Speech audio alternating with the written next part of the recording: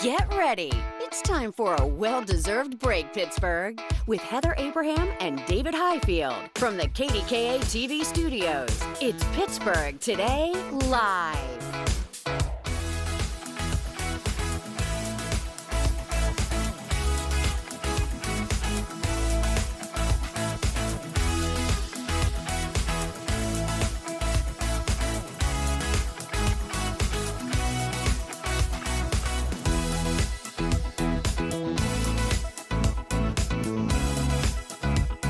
It is Wednesday, everybody. Thank you so much for joining us. Heather has the day off, and it's lovely that you're here. I get to be here to party with you, David. Yeah, you picked a good day. We have a lot of good stuff this hour. Yes, a lot of fun. Yeah. All right, in fact, we're going to begin with a big question, kind of an out there question. Do you believe there are aliens out there in space? That's our Whatcha Think Wednesday question, and it is all inspired by the new Steven Spielberg movie, Disclosure Day. So the movie is about racing to expose a conspiracy about extraterrestrial life visiting Earth. So the question is, do you believe there's intelligent alien life out there in the universe? Let's see what you had to say on our Facebook page. First, though, what do you think, Daisy? Oh, I thought we were going to wait till the end, but okay. I 100% believe that we cannot be the only intelligent beings out there in this ginormous universe. Right. I mean, that's what I kind of think. Like, it's so infinitely large. Yeah. Surely there's something else. Surely. I mean, we just cannot be the only one. But again, you know, is that X-Files that says that? We're not alone out there or something? But exactly.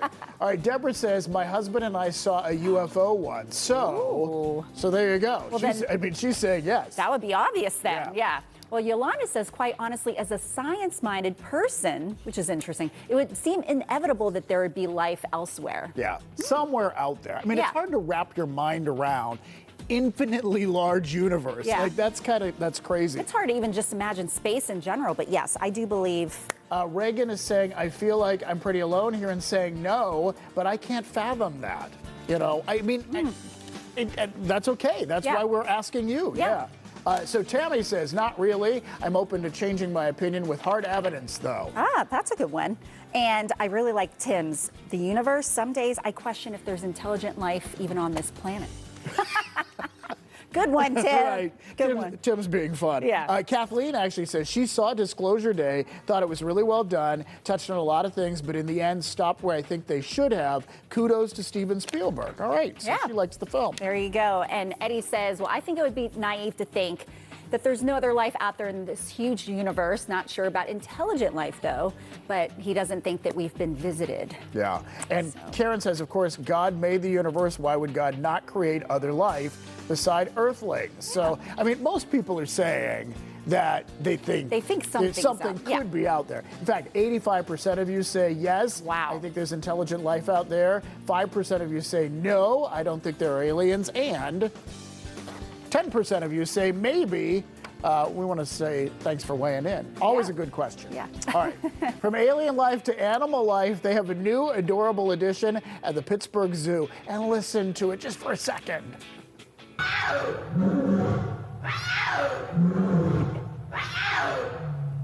Look at that. Listen to that. Cute. Oh, and I think in that video, at least whenever I watch it, I feel like I heard, you know, the other ones respond or somebody else. Like so it's almost Lion. like it's trying to, like, oh no, I'm gonna. Right, having a conversation. Yeah. So we've talked about the new lion cub before. She's bonding with her parents right now. Behind the scenes at the zoo, so you can't see her quite yet. The zoo is having a naming contest, though, and they say send your suggestion and a $5 donation to their website. Do you have any ideas? Well, She's a cutie pie. I was thinking if it was a boy, it would be Leo, but since she's a girl, maybe Queenie. I don't know. Oh, I like that. I don't know. I think about lions kind of being the king. Yeah. Well, in fact, we're being told in our ear what my co-anchor this morning, Megan Shin, said. Oh. Roar, Rory. Oh, cute. Isn't that a cute really name? Cute. And that could even go, for a boy or a girl name. Exactly. So that's cute. I love that. All right, let's keep the animal theme going. More bears in our area. We talked about ones in Uniontown and the North Side in Stanton Heights. Well, the latest one is from North Park, and there's the video to prove it. So a black bear was out for a stroll in the middle of the day. A stroll? He's running. Well, yeah, he actually got running through. from Yeah, something. and it looks like is he close to the crosswalk? Like, did he cross where the crosswalk is? So intelligent. So yeah, also apparently decided to cool off with a swim in North Park Lake. Police are saying the Game Commission knows about this. They're monitoring it, and experts say just be careful, give the bear plenty of space. And they always say if you're trapped by a bear, make yourself look big. Like if you feel like scare it off. I'm not sure that would be my gut reaction though. I've heard that too, and I'm like, I don't think that would be my first thing, but hey. Right, but remember it. We need to remember it. Yes. Yeah. All right. We have some video from our friends at Y108 that we want to share. So fill us in on this. What is this? Okay, well, this is Megan Maroney's concert last night. So she was at PPG Paints Arena, and she held up a sign with a message for everyone here. And she said, my ex couldn't spell Pittsburgh. So, of course, there's some names out there which we're not sure, which ex she is referring to. But how do you misspell it? I don't know. I was hoping to see the video, because there's the video. There we go. All right, so she flips the mirror around, and here's the big moment, and then they zoom in. My ex couldn't spell Pittsburgh. Do you leave the H off? Yeah. Do you spell it Berg like B-E-R-G? I don't know. Oh, that could be one too. But I actually was at a Chainsmokers concert, and they had on the big monitor, hey, thank you, Pittsburgh. At the very end of the concert, it was misspelled. Well, and wasn't there another airport? There was an airport that was saying the flight, was it Raleigh or Atlanta? And the flight to Pittsburgh, the gate had the H Oh, off. they had, yeah. I guess it's easy. There's actually a Pittsburgh, California. I knew a girl from Pittsburgh, California. There's no H It's on north there. of San Francisco. Yeah, so that I could kind of see how it's easy to misspell. But, come on, guys. Get Learn it how to spell it. All right, with some of the World Cup games going on in America, people from Europe and other places are learning more about us, and some of their revelations are hilarious. Yeah. Well, it turns out many of them can't get enough of how big everything is in America, and they're especially fascinated by Walmart. So take a look at a video that we have that has gone viral. So, we are back in Walmart. This is the biggest tourist attraction I can have as a European. It's like a museum, literally like a museum. I swear, this is every British person's most exciting thing about coming to America. Oh. Also, look at this. This contrast is brilliant. Fruit, cakes. Fruit, cakes. So you like shopping in America a lot better, honey? We've already got 3 items. Place is crazy. They have everything. We're little rats. They have pastries, food, cleaning products. I think through there, oh my God, it goes on forever. Look how far it goes down.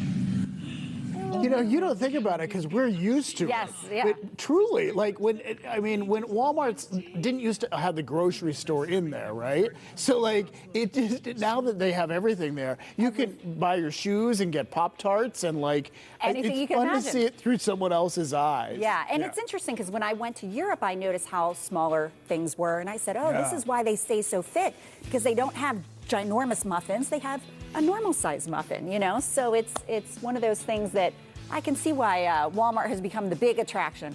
Yeah. Well, and if you're interested in more videos, Google it. Yeah. Because there's lots of them out there. All right. If you saw Jeopardy last week, you maybe saw that there was a category all about famous Pittsburghers. The contestants had a little bit of trouble with some of the questions. And you know what? We decided, let's turn the tables on Ron Smiley. Normally, he is our game master when we play a game, but this time we're going to ask him to be the contestant. I don't like this. And this should have been named Famous Losers, is what it should have been named. Yeah, that would have been very Pittsburgh. You're right. They should have done it. Then it would have gotten really confused. All right, so we have 3 of their questions for you. Oh. And here's the thing. No, I think you're going to do great with this, Ron. Are you ready? Yeah. And you have to form your answer in the form of a question. I know how Jeopardy works. Okay, all right. Okay. All right, so the first question is, atop Pittsburgh Magazine's 50 Greatest Pittsburghers, this TV personality never left a letter from a child unanswered. What do you think it possibly could be, Ron? Who is Mr. Rogers? Yay!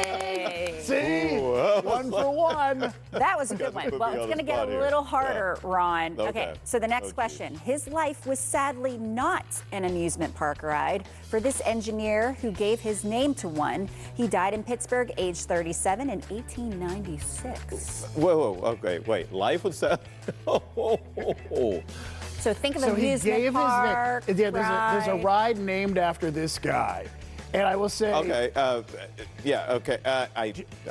do you have any ideas? We could give you a clue. Okay, give me a clue. So there are rides Is that it- go round and round. Right, who is like the this. Ferris wheel? Or? There you go. Yeah. You got it. I was looking for a Ferris. name though. I was It's like George Ferris. Okay, Yeah. okay.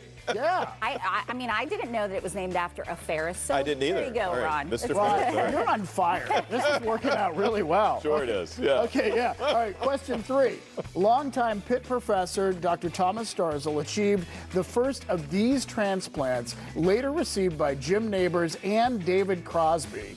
So what is the transplant that they want in particular here? What's it?